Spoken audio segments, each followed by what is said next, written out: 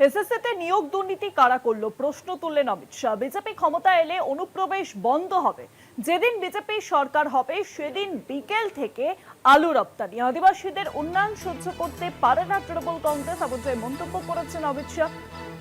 এসএসসিতে নিয়োগ দুর্নীতি কারা করলো সেই প্রশ্ন তুলছেন এবার স্বরাষ্ট্রমন্ত্রী অমিত শাহ। আজকে এবারে ঠাসা কর্মসূচি ছিল প্রধানমন্ত্রী নরেন্দ্র মোদী সহ স্বরাষ্ট্রমন্ত্রী অমিত শাহ, পাশাপাশি মুখ্যমন্ত্রী মমতা বন্দ্যোপাধ্যায়, অন্যদিকে তৃণমূলের সর্বভারতীয় সাধারণ সম্পাদক অভিষেক বন্দ্যোপাধ্যায়। সাতনায় ভোট প্রচারে অমিত শাহ এবং সেখান থেকে তিনি তৃণমূলকে আবারও দুষলেন। তৃণমূলকে সতর্কবার্তা শাহে গুন্ডা বাহিনী বলে কড়া ভাষায় আক্রমণ ছাতনা থেকে, ভোটের পর সবার হিসেব হবে, এমনটাই মন্তব্য করেছেন তিনি। এসএসসিতে নিয়োগ দুর্নীতি কারা করলো, পাশাপাশি তৃণমূলকে গুন্ডা বাহিনী বলে একেবারে সতর্কবাণী শোনালেন অমিত শাহ। আর কি বললেন ছাতনার এই সভা থেকে শোনাবো আপনাদেরকে। आज इस मंच से तृणमूल के गुंडों को कहने आया हूं, जिन ने भाजपा कार्यकर्ता को परेशान करा है, सरकार होने के बाद सबका हिसाब किताब बरोबर करने का काम। भाइयों बहनों, ये गुंडों ने पूरे बंगाल की जनता को ममता बनर्जी की सह पर बैन कर रखा है, और आज पूरे गुंडे एक बात कान खोलकर सुन ले, 23 और 29 को मतदान के दिन घर में बैठना, वरना बाद में आपकी खैर नहीं है, खैर नहीं। मैं आज इस मंच से तृणमूल के गुंडों को कहने आया हूं, जिन ने भाजपा कार्यकर्ता को परेशान करा है, सरकार होने के बाद सबका हिसाब किताब बरोबर करने का काम।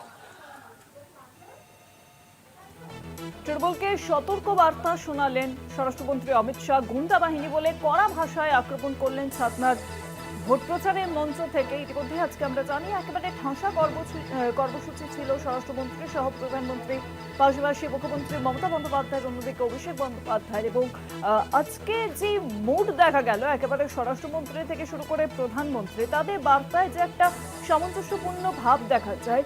আজকে একেবারে কার্যত চ্যালেঞ্জ ছুড়লেন তারা, এবং কার্যত মনে হচ্ছিল যেন তারা ইতিমধ্যেই বাংলা তারা কবজা করে নিয়েছেন। আর দেখা গেল যে অমিত শাহ তিনি কিন্তু আজকে তৃণমূলকে কার্যত সতর্ক বার্তা দিলেন। ভোটের পর সবার হিসাব হবে এমন মন্তব্য করলেন তিনি আজকে জনসভা থেকে, ছাতনার ভোট প্রচারের মঞ্চ থেকে।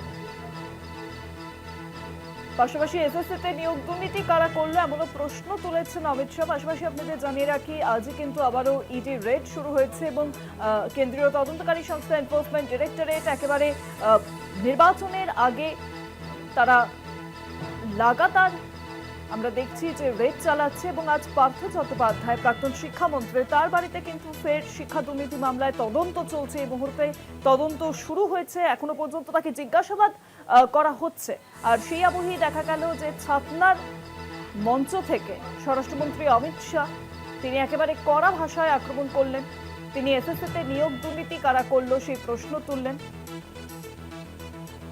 পাশাপাশি দেখা গেল যে তৃণমূল কংগ্রেসকে গুন্ডা বাহিনী বলে তোপ দাগলেন তিনি। তৃণমূলকে সতর্ক বার্তা শাহে।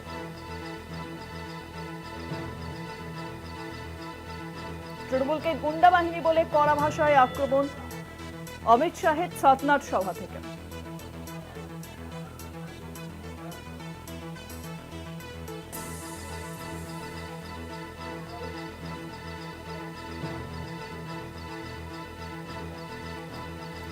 ফোনলাইনের সঙ্গে রয়েছেন পরিষদীয় মন্ত্রী শোভনদেব চট্টোপাধ্যায়। শোভনদেব বাবু, কলকাতা টিভিতে আপনাকে অনেক স্বাগত। আজকে ছাতনায় জনসভা করলেন স্বরাষ্ট্রমন্ত্রী অমিত শাহ, এবং সেখান থেকে তৃণমূল কংগ্রেসকে গুন্ডা বাহিনী বলে আক্রমণ শোনালেন তিনি, তৃণমূলকে সতর্ক বার্তাও দিলেন। কি বলবেন আপনি পুরো বিষয়টিতে? না, ভারতবর্ষের সবচেয়ে বড় গুন্ডার নাম অমিত শাহ। তৃণমূল যদি গুন্ডা বাহিনী হয়, তাহলে কলকাতা শহর বারবার কেন্দ্রীয় সরকারের যে ভারতবর্ষের সব থেকে শেষ শহরের নাম হচ্ছে কলকাতা। তাহলে এখানে যে শেষ শহর হয়, ক্যাপিটাল অফ ওয়েস্ট বেঙ্গল যদি শেষ শহর হয় ওয়েস্ট বেঙ্গলের, তাহলে সেখানে আমাদের রাজ্য সব এখানে গুন্ডা বাহিনী যদি বলেন তাহলে ব্যাপারটা মানে একদিকে তারা বলছেন কলকাতা হচ্ছে সবচেয়ে শ্রেষ্ঠ সিটি, আর তারপরে বলছেন আমরা গুন্ডা। কিন্তু আজকে কি একটা দেশের স্বরাষ্ট্রমন্ত্রীর মুখে মানায় না। উনি ভারতবর্ষের সব থেকে বড় গুন্ডা, আর এখানে এলে ওরা মানে অনুপ্রবেশকারীদের বার করে দেবেন। তো উত্তরপ্রদেশের 2 কোটির বেশি ভোটার হয়েছে, সেখানে কতগুলো অনুপ্রবেশকারী আছে, কটাকে বার করবেন? কিন্তু আগে বলুন, ওরা যে বিভিন্ন জায়গায় বিভিন্ন টাকা দেওয়ার কথা বলছে বাংলা এসে, কোনো ভারতবর্ষের রাজ্যে সে টাকা দিচ্ছেন না। এখানে 3,000 টাকা বলছেন, আর ভারতবর্ষের কোনো রাজ্যে 1,000 টাকা বেশি দিচ্ছেন না। এগুলো সবই নির্বাচনের জন্য বলছেন। নির্বাচন হয়ে গেলে দেখা যাবে ঠিক বিহারের মতন 10,000 টাকা দিয়ে যেমন ফেরত দিয়ে নিয়েছে বা বাতিল করে দিয়েছে, দিল্লির মতো হবে ঠিক তাই। অর্থাৎ সম্পূর্ণ একটা অসত্য কথা বলে নির্বাচন করছেন, সেটা বারবার প্রমাণিত হচ্ছে। এই সমস্তটাই অসত্য কথা বলছেন, এটা বাংলায় প্রমাণিত নয়, সারা ভারতবর্ষে প্রমাণিত। অনেক ধন্যবাদ আপনাকে।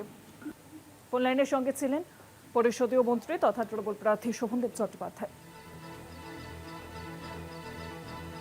তৃণমূলকে সতর্ক বার্তা দিলেন অমিত শাহ। আজকে ছাতনার সভা থেকে গুন্ডা বাহিনী বলে কড়া ভাষায় আক্রমণ শোনালেন তিনি।